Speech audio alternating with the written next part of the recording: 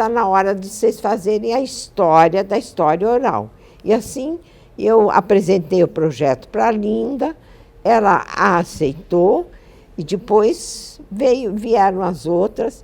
Eu fiz questão que a Marília, que está afastada, começasse, porque a Marília realmente, ela com a Sarina, com a Gabi e com outras, começaram a fazer história oral. A história oral era naturalmente um método utilizado em antropologia e em sociologia, não em história.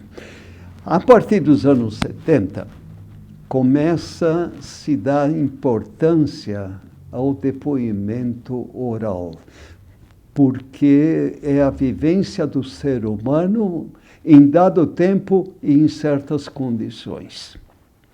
E isso foi se desenvolvendo e ampliando e sendo adotado por vários núcleos de pesquisa histórica. No Brasil chegou, eu acho que nos anos 85, uma coisa assim. O professor Faubel ficou sabendo que a CIP estava fazendo um trabalho de história oral com os imigrantes alemães que fundaram a CIP e tal. E ele soube que eles tinham parado de fazer esse projeto por causa da falta de verba. E então ele convidou quem tocava esse projeto, que era a Gabi Becker, a Marília Friedenson e a Sarina Hemmer. E tivemos uma reunião e tal, e foi muito bom, porque nós tínhamos já um plano de fazer história oral e nunca começamos. O professor, a gente se reunia sempre com o Faubel uma vez por semana, ele dava umas aulas muito boas sobre comunidade judaica aqui em São Paulo e no Brasil, né? Foi muito bom, ele ensinou muita coisa para a gente. O professor Faubel é uma presença muito importante na história da comunidade judaica em São Paulo, não só pela obra que ele desenvolveu, como a história do teatro Yiddish, a história da presença da comunidade judaica em São Paulo, como a criação do Arquivo Histórico Judaico Brasileiro. A Marília e a Gabi se interessaram porque poderiam se associar já a uma instituição que tem o caráter de preservar a memória histórica da comunidade. O arquivo já tinha, vamos dizer, um certo nome que dava a ele um mérito de poder também agrupar esse setor da história oral. Eu vi um anúncio, acho que era a Crônica Israelita naquele tempo, eles estavam dando um curso de treinamento para quem quisesse fazer isso. E me interessou, porque eu conhecia todo mundo, tal. Eu fui, fiz esse curso, que foi, aliás, muito bom. Esse curso foi organizado pela Sarina com a ajuda da Iris Cantor, e teve vários palestrantes. Uma das palestras foi do professor Sebe, aí que eu conheci ele. A Gabi Becker, na ocasião, ela fazia um curso dela, estava defendendo a tese dela na USP, e ela conhecia todo o pessoal, inclusive um professor chamado José Carlos Meire Sebe, que era professor, a especialidade dele era justamente história oral. Ele foi, na verdade, um batalhador da introdução do método da história oral no Brasil. Não foi o único, houve vários em várias universidades, mas na USP ele, de fato, se empenhou para desenvolver e incutir de que é o método que deve ser aceito pelos historiadores tradicionais, ele quase diz medievalistas, mas que deve ser aplicado como um método na história contemporânea. Aí a Gabi conseguiu que ele nos orientasse. E foi uma coisa maravilhosa, porque ele nos orientou como deve ser. Então, nós começamos a usar critérios para quem entrevistar, como entrevistar, o que você precisa ter para conseguir fazer uma boa entrevista. Você precisa ter um roteiro, você precisa ter uma série de papéis que você tem que preencher, a ficha de identificação, o lugar onde você está fazendo, quem que está presente, sabe? Tem uma série de coisas. Eu já tinha visto que havia e que seria interessante abranger mais pessoas. E nós topamos, a Gabi foi nomeada a coordenadora, e a Gabi era muito, muito organizada, e coisa que eu não sou, mas a dupla funcionava muito bem. Num primeiro momento, nós fizemos um texto do projeto de história oral que passou a se chamar A Imigração Judaica em São Paulo. Foi uma coisa muito tranquila, muito natural. Cada uma escolheu a área que se identificava melhor. Ela entrou depois, mas a Sarina também era organizadíssima, então ela fez todo um sistema, tinha um livro de tombo, então a gente podia saber todos os dados necessários facilmente. Eu comecei a entender que quem faz as transcrições tem que estar ao par de quem nós somos, conhecer um pouco a nossa cultura, conhecer os nossos temas. Naquela época era muito comum as transcrições serem faladas em Yiddish, um pouco de alemão, então era isso que eu sabia e eu me identifiquei bastante com isso. As entrevistas eram feitas na casa das pessoas, e você na casa das pessoas, tanto a pessoa como você se sente bem, porque se ela já aceitou dar a entrevista, fica uma coisa como se fosse uma amizade. E a entrevista a gente podia chorar ou rir com ela mesmo. O material todo do arquivo histórico, todo o acervo do arquivo, tinha sido levado do lugar onde estava, que eu não sei qual era, ele foi levado para a sede da Federação Israelita de São Paulo, que ficava então na Avenida Paulista. A Federação Israelita mudou dali da Avenida Paulista e nós conseguimos um lugar na Hebraica e todo esse material foi transferido para lá. E nós estamos num lugar muito bom lá na Hebraica, onde hoje em dia é a biblioteca. E então tinha bastante espaço, tinha bastante estantes, a gente ganhou estantes assim, bem simples, tal, não tinha nada de excepcional, mas era um lugar bom, bem iluminado, tinha lugar para trabalhar. E nós contratamos quatro estudantes de história que foram trabalhar lá para organizar um pouco esse material e fizeram um trabalho bom. Lá é que nós ganhamos o primeiro computador. Quem nos doou um computador foi a família Feder, donas de uma empresa chamada Eugene, que durante uma época eles fabricaram computadores. E com isso aí a gente ficou feliz da vida, para nós foi tudo uma maravilha. Começamos a fazer o arquivo organizado, cada entrevista tinha uma pasta que tinha ficha de identificação, tinha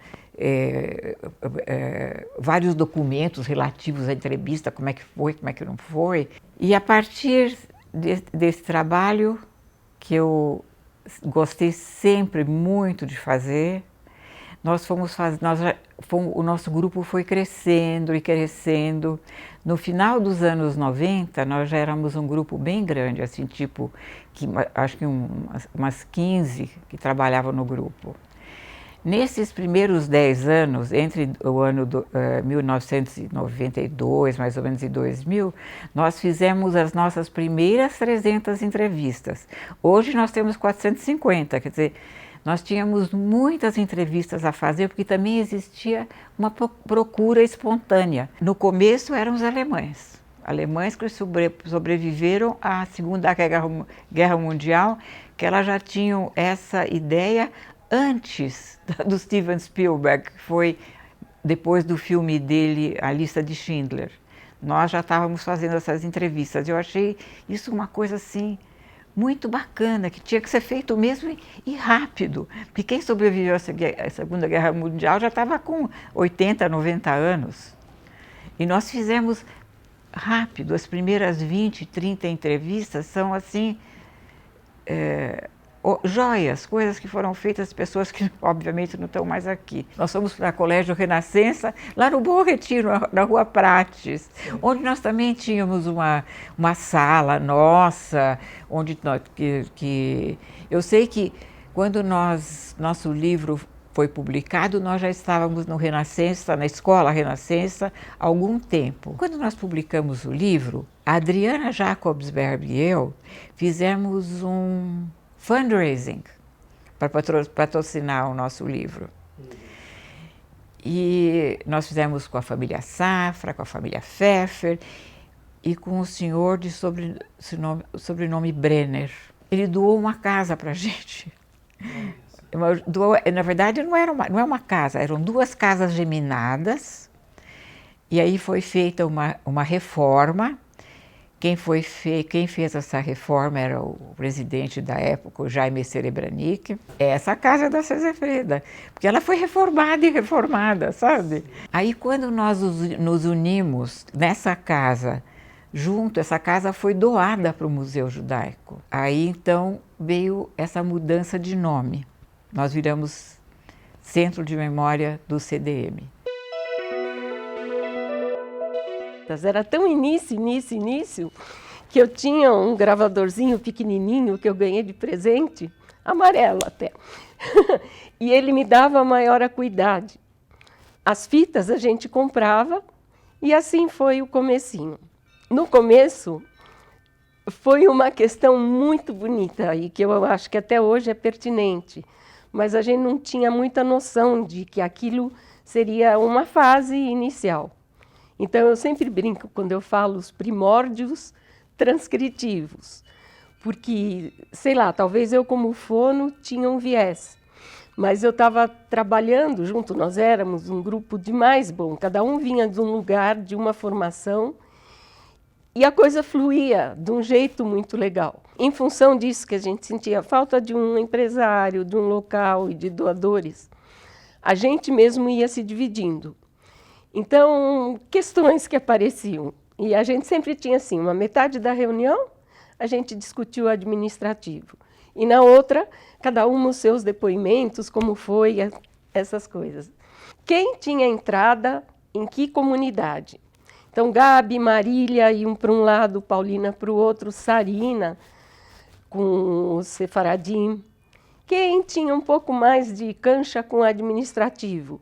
A Miriam Chance, que ajudou muito. As primeiras entrevistas, eu me lembro que elas eram feitas num gravadorzinho assim, que parecia, sabe, um radinho pequeno, um radinho espica lá, sabe, daquelas coisas, tipo, uma coisa antiga, nesse tipo de gravador. Essa gravação, ela passava por um cassete de som. E com esses cassetes, nós fizemos as nossas primeiras 300 entrevistas. Depois de que começaram a chegar outras maneiras de gravar. A partir de 2007, nós começamos a fazer com câmeras. A partir daí, nós fizemos bastante entrevistas, porque essas entrevistas que são feitas em vídeo, elas têm uma procura maior hoje em dia para vários tipos de projeto, porque as pessoas querem ver em vídeo, não querem ver só em áudio, querem em vídeo. Depois, finalmente, a gente começou a fazer à distância. Era um roteiro genérico, que você deixava a pessoa falar, assim, dava um estímulo inicial, deixava a pessoa falar, e aí você depois ia encaixando naqueles tópicos, quando era o caso voltava para alguma coisa que passou, ou fazia mais alguma pergunta sobre alguma coisa que parecia interessante. Nós tínhamos um roteiro inteiro, da vida do país de origem, a chegada no Brasil até a mensagem. Tinham 10 páginas de roteiro. A gente elaborou esse roteiro para que, se nós nos perdêssemos em algum momento, ou se tivéssemos algum entrevistado que não tivesse facilidade em falar, nós pudéssemos auxiliá-lo melhor nos diversos temas que identificavam a pesquisa. E é interessante que o nosso objetivo era deixá-lo o mais tranquilo possível, para que a entrevista fluísse. E com isso nós embarcávamos na viagem. Para fazer a transcrição precisava ser alguém que conhecesse os termos, conhecesse os hábitos judaicos e tal, porque eram pessoas da comunidade que a gente estava entrevistando e muitas delas eram imigrantes e que nem falavam direito português, né? Que a gente começou a entrevistar os mais velhos que tinham começado a emigrar no começo dos anos. Tinha gente até que chegou aqui nos primeiros anos do século XX, 1910, 1920, porque a gente não pegou só as pessoas que chegaram lá, entendeu? Que se saíram muito bem e tal. Não, era para pegar quem conseguiu chegar lá, quem ficou na classe média, quem ficou na classe mais humilde, sabe? Foi muito interessante porque dava para pegar ter uma boa ideia das pessoas, né? E ver os mais diversos lugares onde essas pessoas foram trabalhar e começar a sua vida. Tinha um que era padeiro, tinha um que era comerciante. No nosso ápice, nós tínhamos assim mais de 15 pessoas no grupo. E foi muito bom, porque nós éramos todas pessoas de diferentes formações, totalmente diferentes. Tinha gente mais velha, gente mais nova, mas era muito bom porque houve uma troca muito grande, muito boa. Pois a Gabi foi aluna do professor Sebe, ela fez história. E esse professor Sebe, ele era um papa da história oral. E aí ela o convidou para orientar o grupo no começo, e ele orientou, escreveu acho que 2 prefácios muito lindos para os nossos livros, e então isso também, ela já tinha um pé, digamos, na história oral. O nosso grupo participou de muitos congressos, isso graças aos bons contatos que a Gabi tinha com as associações de história oral, tanto brasileiras como internacionais. E o grupo foi no Brasil para diversas cidades, me lembro agora, Belo Horizonte, Ouro Preto, Tiradentes, Rio de Janeiro, e a Feig, a Sarina, a Marília e a Gabi apresentavam trabalhos nesses. Olha, nem todas participantes foram para todos os congressos, e algumas, e nem todas falaram em todos os congressos, mas esses foram os nomes que apresentaram trabalhos. E dos internacionais, eu lembro de Nova York, que foi o primeiro, eu pessoalmente não participei, mas a turma gostou muito.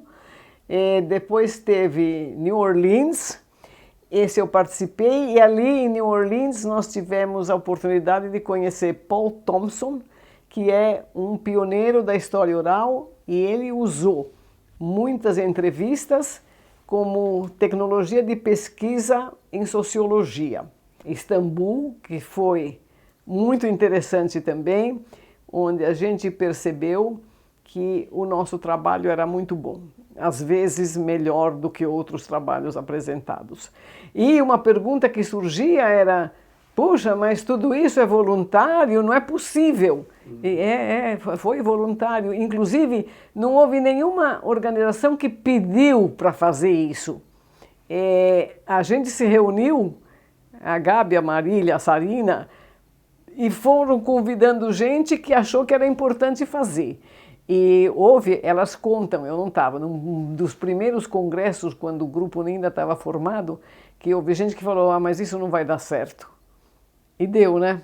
Nós fizemos cursos, um com o próprio professor Nachmann, a gente ouvia conferências e tal, foi assim que eu o conheci, e uma pessoa muito lúcida, muito rápida, muito bacana, e muito conhecedor, óbvio. Eu admiti desde o início que essa história contemporânea, ela pode ser examinada através da vivência pessoal de cada entrevistado, de cada imigrante, ou de cada diretor, ou de cada ativista de uma sociedade ou instituição comunitária. Mais ou menos em 95, nós nos unimos a um projeto muito interessante, que foi um projeto do Steven Spielberg, que é o projeto que são relatos sobre os sobreviventes da Segunda Guerra Mundial. E quem nos indicou para esse projeto foi o Rabino Henry Sobel. Procuraram ele aqui em São Paulo e ele indicou o Núcleo de História Oral. E aí foi uma experiência muito importante, porque nós fomos introduzidas também a uma tecnologia diferente. As entrevistas eram feitas, gravadas em vídeo. Procuraram a Gabi antes de se instalar aqui, porque sabiam que a Gabi coordenava o Núcleo de História Oral e tem uma ligação com o trabalho dos entrevistadores da Shoah. E pediram para ela indicar alguém para coordenar o projeto da Shoah. A Gabi falou comigo, eu falei, estou pensando de indicar a Anita, o que você acha? Eu falei, acho ótimo. A Anita tinha um papel importante no Núcleo de História Oral, porque tinha as pessoas iam indicando nomes. Então, marca aí e tal, ela tinha uma lista dessas indicações. E a Anita também é organizadíssima. Fomos um grupo para a Argentina e fizemos um curso de formação no jeito que o Spielberg queria formatar seus entrevistadores. Que foi uma coisa assim que, na época, óbvio, você quer tocar violão, você vai ter aula de violão. Então, a gente queria ser entrevistador para a Shoah Foundation, então vamos ver como era. Fomos para Buenos Aires e lá o encontro tinha, obviamente, muita gente da Argentina, do Brasil, éramos nós e algumas pessoas, a Kátia do Rio de Janeiro, que eu não conhecia, tinha gente da Venezuela, tinha da Bolívia, enfim, realmente da América Latina, e a maior parte eram argentinos, claro. Tínhamos que aprender a fazer as coisas do jeito que os americanos queriam, porque eles tinham lá suas regras e tínhamos que fazer tudo aquilo e aprender a fazer. Muitas do grupo foram para Buenos Aires, tem uma foto, e foi interessante porque era um sistema diferente de entrevistar. O nosso sistema tinha um contato inicial, mas não tinha pré-entrevista, porque o SEB prezava a espontaneidade. E no sistema do Spielberg tinha uma pré-entrevista, inclusive para a entrevistadora se familiarizar um pouco com o lugar e estudar um pouco. A gente tinha livros e mapas dos campos e dos percursos. Nós aprendemos o que acontece, como tinha psicólogos, tinha historiadores, tinha professores da própria Shoah, e foi tudo em inglês. Uma vez terminado, eles falaram, bom, nós precisamos de um coordenador ou uma coordenadora aqui do Brasil. Eu pensei, gente, acho que eu quero. Mas eu não sabia o que isso envolvia, Paulo. Eu não tinha a menor ideia do volume, do trabalho, de nada.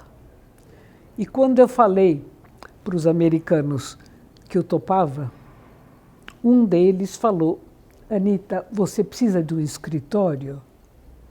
Não. Para quê? Escritório? Não. Eu tenho aqui a minha escrivaninha na minha casa.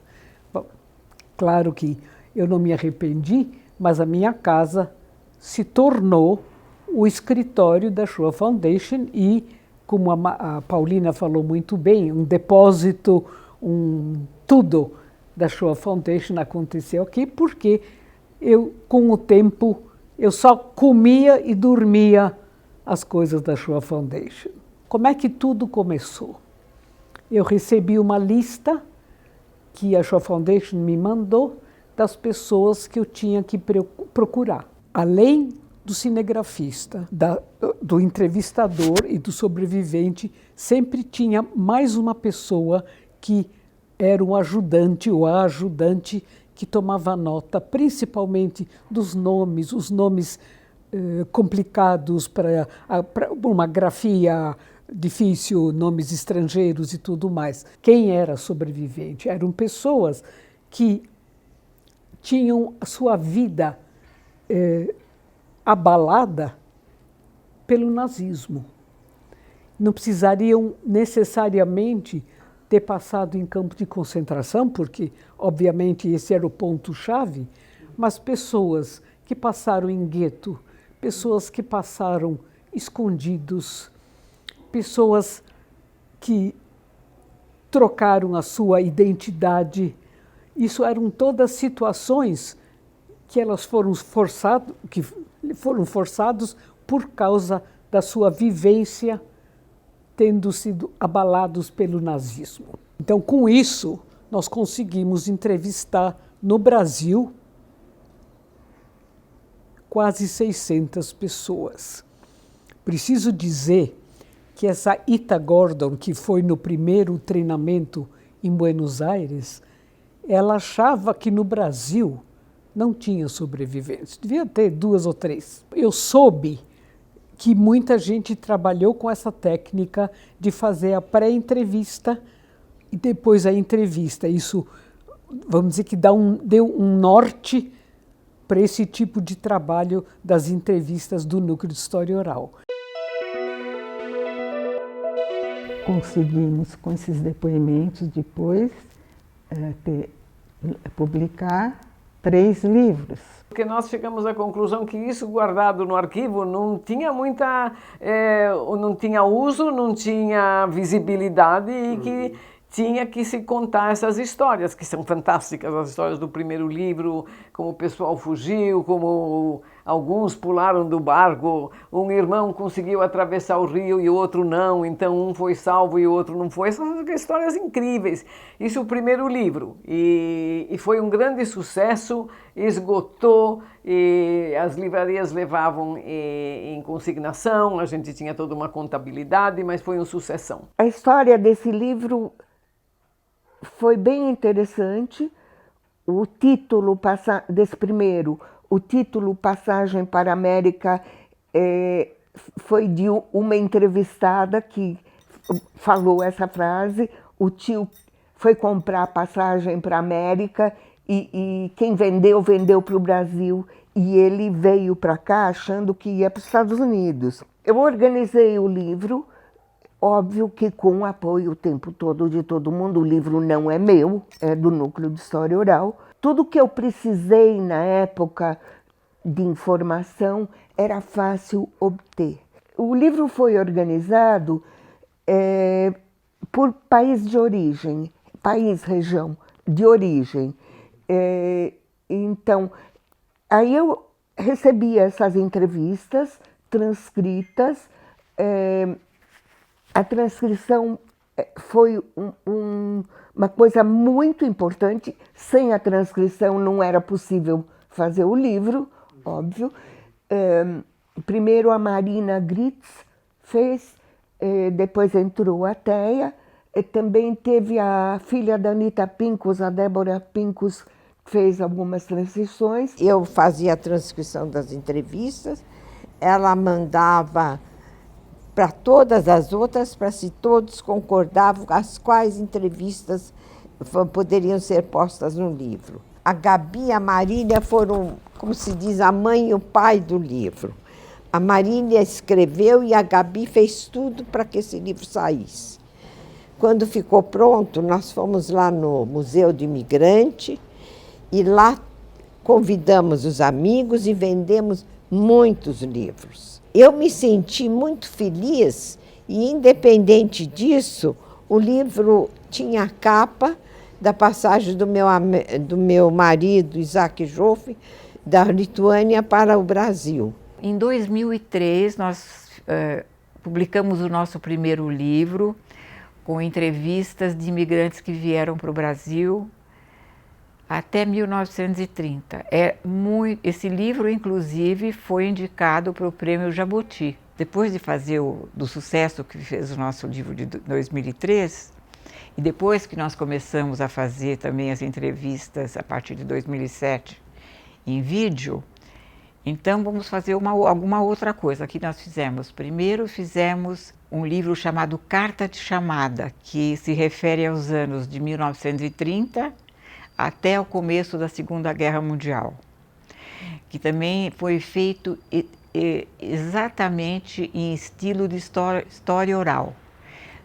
O livro não tem, tem um complemento de informações sobre as várias épocas, sobre os vários anos, conforme os problemas foram mudando, né? A imigração nessa época foi feita ou por fuga do nazismo ou fuga da miséria, porque depois da grande crise de 1939, várias zonas da Europa ficaram na miséria. Se ficou na miséria em Nova York, imagine no interior do leste europeu. Então vieram esses outros grupos e tem esse livro que também foi um livro de grande sucesso. A capa dele, da Carta de Chamada, é uma pintura da Liz Forel, que era uma entrevistada, e que essa pintura dela mostra a variedade dos judeus, desde brancos, pretos, religiosos, não religiosos. Nós já tínhamos feito o livro dos primeiros imigrantes até 2030, depois nós fizemos da década de 30 até o início da Segunda Guerra Mundial. Então nós estávamos procurando quem agora? E vamos fazer então a imigração dos egípcios. E o livro chama-se Viagem Sem Retorno, porque os passaportes dos judeus que foram expulsos do Egito tinha uma frase, a última linha assim, Voyage sans retour, ou seja, esses não podem voltar para o Egito. Quem escreveu foi uma colega nossa que pertencia ao nosso grupo, a Ana Rosa Compagnano. A Ana Rosa era professora em História. Foi assim, acho que uma honra que a Ana Rosa se uniu a nós, porque ela era professora de História. Ela já tinha publicado vários livros sobre os judeus italianos, também na Itália, e judeus italianos no Brasil.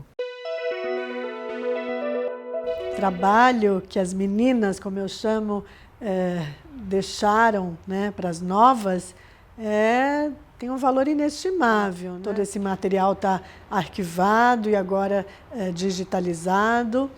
Então, eu acho que está, né, disponível para os pesquisadores, é muito rico. Tenho que cuidar desse tesouro, é um tesouro, né, que eu tenho que cuidar para as futuras gerações. O Centro de Memória hoje é um centro que tem por objetivo trazer o acervo para as mãos das pessoas. Então, para nós, o núcleo de História Oral hoje é o nosso arquivo vivo, né? O nosso arquivo é de documentos, a gente tem 20 mil livros, temos 1 milhão de páginas de documentos, 100 mil fotos. E acho que esse núcleo ele traz um tom diferenciado, quando ele traz a voz das pessoas, das famílias e das instituições.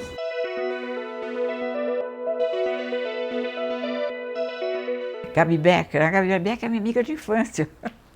Nós somos colegas na Grade, da Escola Americana aqui de São Paulo, que eu também fui colega da Marília e da Adriana Jacobsberg. E, de repente, nessa outra fase da nossa vida, a gente se reencontrou com a Gabi, que ela com a Marília tiveram essa ideia, vamos fazer essas entrevistas. Então, porque eu sabia quem era a Gabi, que sempre foi ótima aluna, que sempre foi uma pessoa muito organizada, então eu falei, é com ela que eu vou. A Gabi foi uma pessoa, em primeiro lugar, brilhante, muito inteligente, muito estudiosa, muito, como se diz quando uma pessoa sabe o que quer exatamente. A Gabi tinha uma mistura muito feliz de uma disciplina germânica amaciada pelo jeito brasileiro. Então aquilo era disciplinado, mas se ela tinha que chamar a atenção de alguém, não era um negócio assim, ela chamava atenção, não deixava passar, mas não ofendia, né? Isso foi muito bom e ela conseguiu dirigir e coordenar esse grupo muito harmoniosamente, apesar de sermos todas diferentes, de origens diferentes, famílias diferentes e com formação universitária completamente diferente. E ela sempre conduziu o arquivo e a pesquisa com muita garra, com muita determinação, com muita força, desenvolvendo um trabalho de equipe muito bacana. Eu acho muito legal como a gente discutia muito os pontos e vírgulas. A pandemia chegou e aí nos primeiros tempos a gente ficou meio que perdida, paralisada, né? Eu e o grupo, o que a gente faz, como é que a gente continua o trabalho, para onde a gente vai, porque o nosso trabalho sempre foi presencial, né? A história oral, ela se caracteriza, né, pelo encontro, né? Enfim, o contato pessoal é muito importante. Sempre foi feita assim a história oral. Então, bom, e agora? Mas aí a gente começou devagarinho, né, a entrar nas lives que foram surgindo no Museu Judaico, em outras instituições, na CIP. E quando entraram a Débora, a Flor primeiro, a Débora e a Adriana Bialski, foi um alívio, foi uma alegria, porque elas vieram com mais energia e rapidamente aprenderam a entrevistar. Então, quando veio a pandemia, essas três especialmente, e a Miriam também acompanhou, conseguiram rapidamente aprender a fazer entrevistas online. E o que não só levou adiante, mas inovou, porque isso de fazer entrevistas sobre a pandemia e como que a pessoa estava vivenciando a pandemia, é também um depoimento e um retrato de época, ao vivo, não é do passado, é do presente. Então isso foi muito bom. E agora tem um outro projeto que estão entrevistando pessoas das outras cidades do Brasil. Outra coisa que se faz graças ao Zoom. Agora está na fase Rio Grande do Sul. Entrevistas com moradores de entidades judaicas na cidade de Porto Alegre, em Pelotas, em Santa Maria e outras cidades, aí, as comunidades que têm ou aquelas que já quase não têm. Eu comecei a ler muita coisa, museus de outros lugares, Estados Unidos, estavam recolhendo material, máscaras, pôsteres, para fazer futuramente uma exposição. Mas basicamente não vi ninguém assim de museu de fora fazendo história oral. E de repente me deu um estalo. O que vocês acham da gente fazer um registro dessa época que nós estamos vivendo e que as pessoas estão vivendo e que depois um dia quem ouvir, né, dos jovens não vai acreditar que isso aconteceu. E vamos pegar perfis, idades, tudo que puder de mais diferente para ver qual foi o impacto na vida dessas pessoas. A criatividade das pessoas em função disso, tudo, as mazelas, né, tudo que possa estar acontecendo e como que no fundo a gente acaba se virando sempre, né? Eu acho que a história oral, ela tem que se adaptar aos novos tempos, como tantas outras atividades, né? Hoje em dia a gente vê atendimento psicológico online. Então, eu acho que isso não vai deixar de existir no pós-pandemia. Eu acredito que a gente vai adotar o sistema híbrido, né? Conversando, entrevistando presencialmente pessoas, mas também online, porque se abrir um campo, sabe, o alcance das entrevistas online é espetacular, né? O que eu vejo é que essas entrevistas, elas vão continuar. Um projeto como esse das comunidades judaicas do Brasil é um projeto que mostra pra gente que sim, a gente pode ter um acervo dinâmico com entrevistas da comunidade. Tenho certeza que esse vai ser um material, sim, que deve ser usado para exposições, pesquisa e com certeza teremos outras ações e uma continuidade, sem dúvida nenhuma, com o museu abrindo a oportunidade de a gente pensar ainda mais em novos projetos, novas formas de poder trazer o núcleo para novos projetos, né? Senhoras veteranas, como a gente chama assim muito carinhosamente, né, e com muito respeito, elas abriram esse caminho para a gente, para esse mundo novo da história oral. Então eu acho que a história oral tem uma importância hoje que talvez não tivesse na época delas, né? Então eu acho que elas foram muito precursoras, muito inovadoras, né, no seu tempo, muito precursoras dessa nova metodologia.